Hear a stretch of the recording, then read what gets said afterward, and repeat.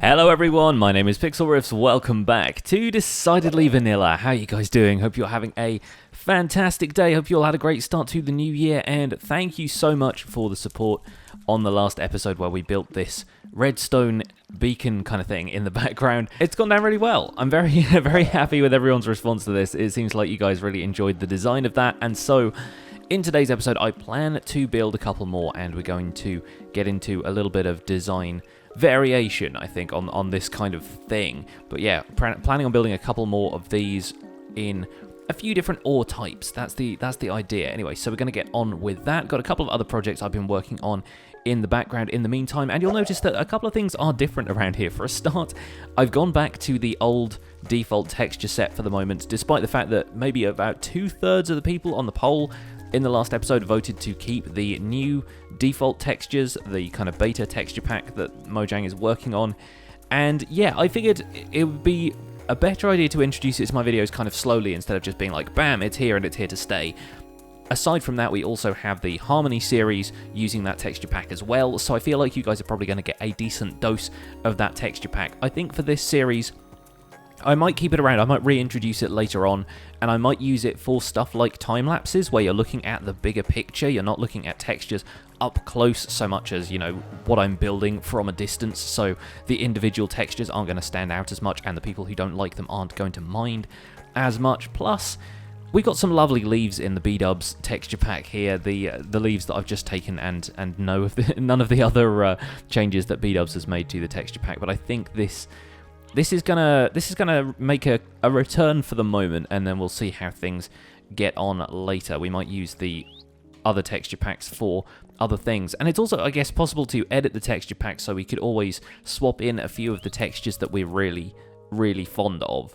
But to be honest, yeah, some of this stuff around here, I've built it in the original texture pack, and it does kind of show differently in the new texture pack that I'm not sure if I would have built it the same way. It's interesting. It's interesting learning some of this stuff as we go. But anyway, what I wanted to talk to you guys about today was more of these beacons and the difficulties in making them. Because like I said in the last episode, we want to make some based around the different ore types. So we want to make one that's diamond, one that's emerald, one that's gold, one that's lapis. I'm considering doing a coal one as well, one that's kind of mostly black, kind of like almost like it's been corrupted or something.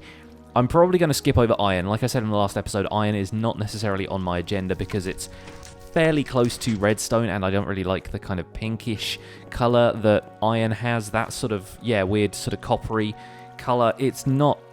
I think it's too close to some of the other ones, but here is the problem, because I've been speed mining a little bit off camera. As you can probably tell, we have got an awful lot of ore blocks here, and I've been skipping over most of the redstone that I've been finding because I won't really need it for much else.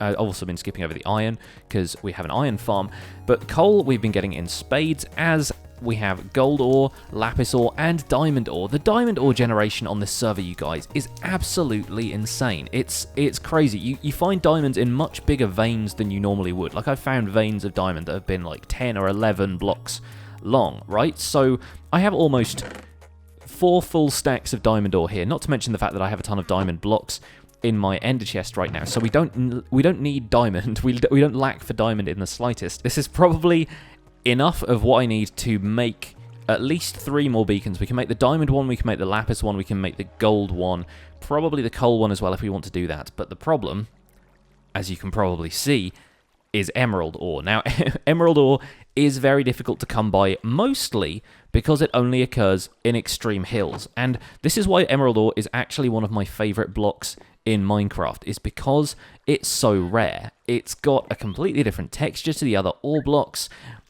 And to be honest, emerald ore is one of those blocks that people tend to just fortune because they want emeralds. And now I have a villager trading set up over here at the jungle, so I am not at all concerned with fortuning emerald ore to get emerald. I'm much more concerned with getting the block itself.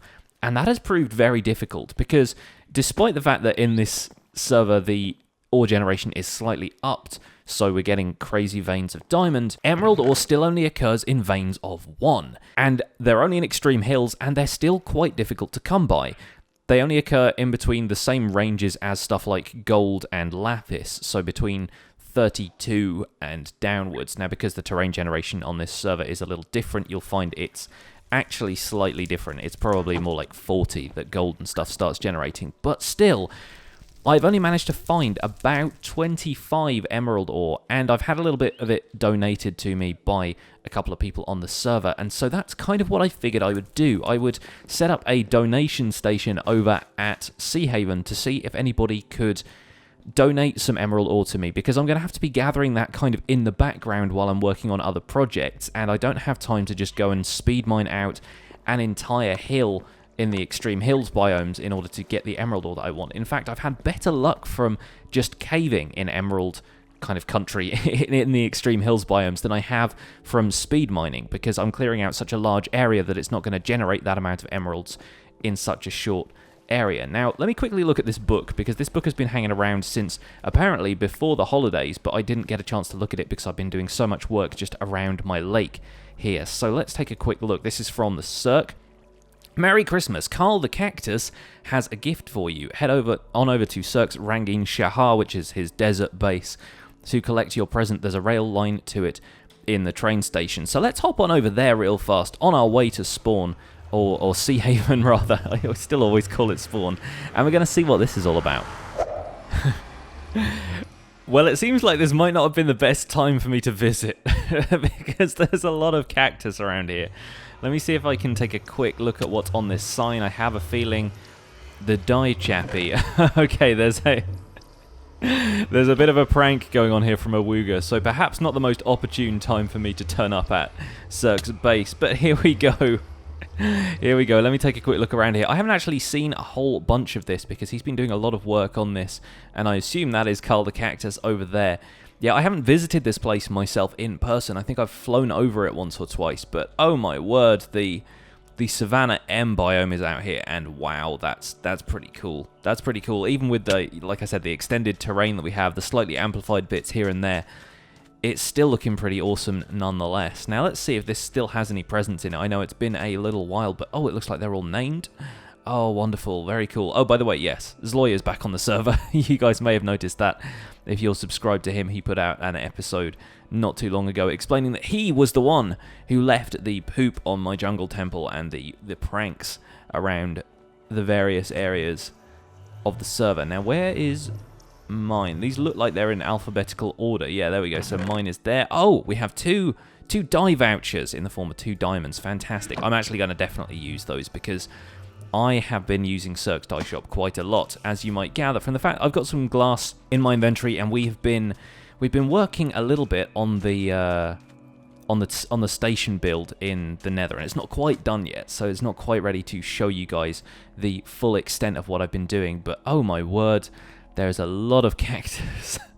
That's a lot of cactus around here.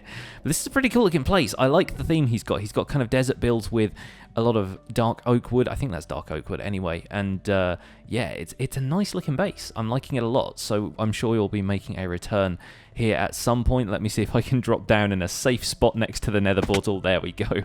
All right, let's head over to Sea Haven and I'll show you guys what I've set up for emeralds. All right, folks, welcome back to Sea Haven. I'm going to probably spend these dye vouchers immediately because I need myself a bunch of grey dye, and this seems like the place to get it. Although maybe if we've got, yeah, I've already spent a lot of diamonds in this place. Maybe I should be getting these ink sacks because I've got a bit of bone meal, and I could probably double the amount of dye I'm going to get just by buying this stuff and then using bone meal to turn it into grey dye. And in that way, I probably get a stack of grey dye instead of 32. So smart purchases. That's what we've got today, folks. Smart purchases. Right, over here, you may have noticed that the rocketry has grown a little bit as well. So that's looking pretty nice over here. Core is on the server and is working on the roof of his townhouse, which is looking very nice.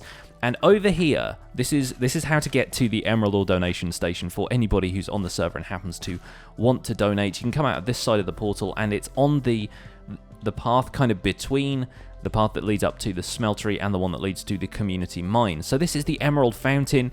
You guys may recognize this if you've watched Season 2 of my Decidedly Vanilla episodes, because this is a wishing fountain design that I came up with back in the day, and this is slightly modified. Previously, the way this worked is you threw in a gold bar and it spat out a gold nugget, which was kind of a trolley way of saying give me all your gold. But this one is an emerald fountain. You throw in 1 emerald ore block and the fountain rewards you with 3 emeralds, which is why I've kept these emerald ore blocks in my inventory for a bit of a demonstration. Now, the idea behind this is that this is like a kind of stone statue that's going to chew up this emerald block that's here and spit out some chunks of it for you.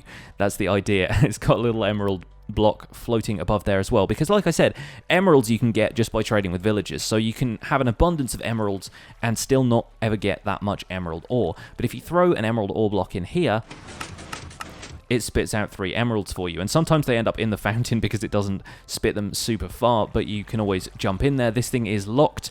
The hopper down there will not accept anything other than emerald ore unless anyone tampers with it, and hopefully they don't, because I don't want to be coming around fixing this thing every 5 minutes.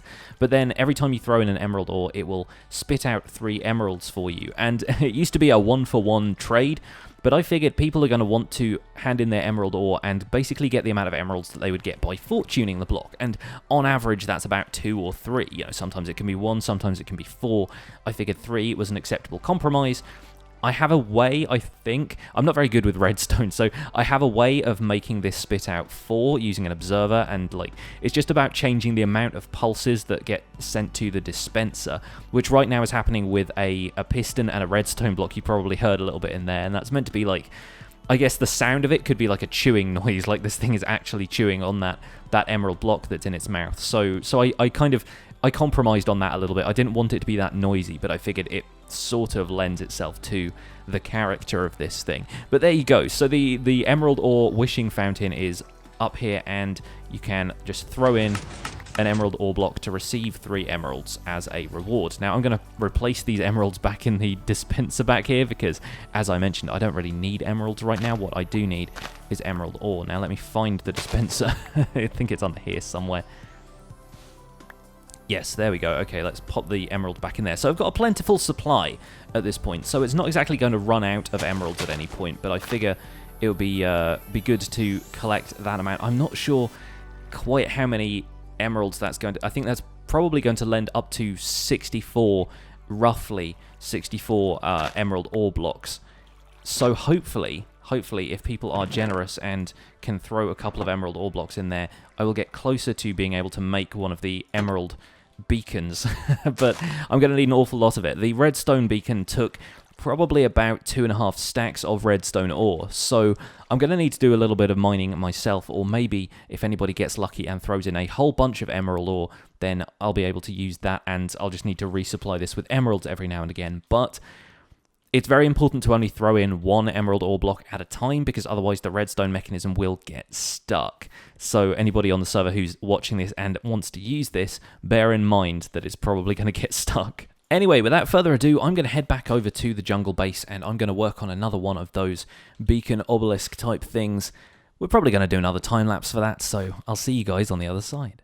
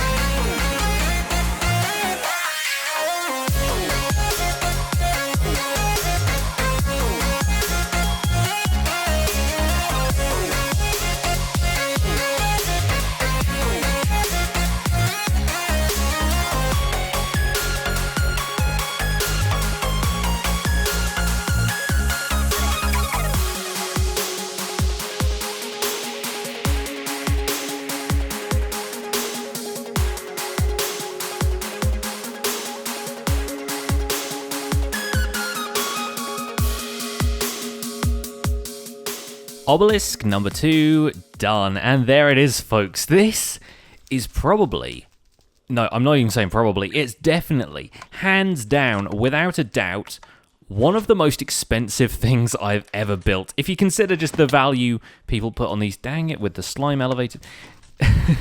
Let's see if we can get in the air. There we go. There isn't even anybody else on the server right now, so I don't know why I'm having such trouble getting into the sky. But yeah, this thing, just in terms of the value people place on blocks, and considering that a lot of people value diamonds above most other materials in the game, this thing probably has close to 2 stacks of diamond ore in it. I would say probably 100 diamond ore blocks have gone into the making of this thing, and thankfully most of them are visible. Like, I've tried not to bury too many of them because then what would be the point? But I'm really happy with the color palette of this. The ice was kind of like a last minute addition to it. I drafted a little bit of this in creative mode beforehand, and I really liked the way ice fit in with the rest of this stuff. Kind of gave it a feeling of power in a sense that was not quite like the same power that they get from the redstone crystal. Like, the redstone crystal and this one, they vary in their design enough that I thought it gave it enough kind of character. And the redstone one is obviously, because redstone is a source of power and it's got redstone blocks in it, that's obviously generating some sort of power, right? And it's more like the raw electricity, maybe the stuff that actually powers these dinosaurs in the first place. But I thought, what if these crystals had more of like an elemental property to them? And this one maybe has to do with stuff like controlling the weather. Like, it controls the ecosystem a little bit. So there's cold up here because it's kind of generating ice and snow and that kind of stuff, but also, you know, because water is involved and water freezes at higher altitudes because it's colder up there. I don't know, there's just some vague thought went into it, but ultimately it's just the fact that ice looks really good with the block palette we've got here, and the cyan concrete powder I thought was really nice as well. I'm sticking with quartz as something that goes with basically all of these ore blocks. There's something really nice about quartz next to regular stone texture. It's like something incredibly natural and rocky versus something very processed and polished and kind of just high. Like, it feels expensive using quartz anyway. And besides all of the diamond and quartz that went into this, of course, we have a full beacon set up here. Now, the funny thing about these beacons that I realized right after I'd built a couple of these now is that the beacon effects don't really reach very far because they're so high up. The radius of a beacon is about 50 blocks in each direction, and that includes vertically. So it's not just like, you know, you wander into a 50 block radius and the Y factor is infinite. Like, it's also a 50 block radius in terms of elevation. So the fact that I built these things so high up actually means that I'm not really getting the effects until I'm maybe down like there, about where that crafting table is right there. So there's really no point to having the beacons up here other than aesthetically, but aesthetically they just look so good. I'm really happy with them. I think it really adds something ethereal and otherworldly to this jungle set that we're building down here. I'm not entirely sure what it's the set for exactly, but looking at it from up here is just, it's pretty spectacular. I think there's still sections of the lake that don't quite look like that bit down there, but I don't know, lakes gonna have their own biology anyway. I feel like that works out. So the design of this one actually varied a little bit from the redstone one. As I was kind of saying, this one was going to have a different purpose in terms of like the lore of this place. And so while this one feels a little bit more organic and like unrestrained a little bit, this one has some very specific patterns to it. And the variation in block texture is still enough that you don't tend to notice it all that much, but it's subtle and it's there.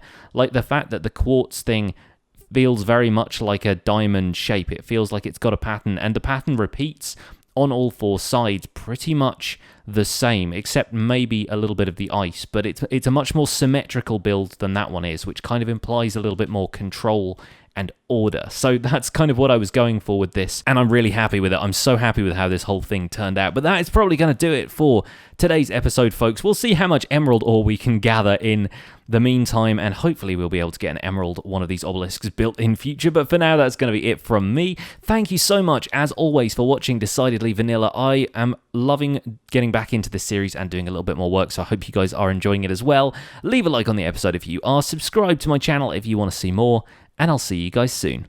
Bye for now.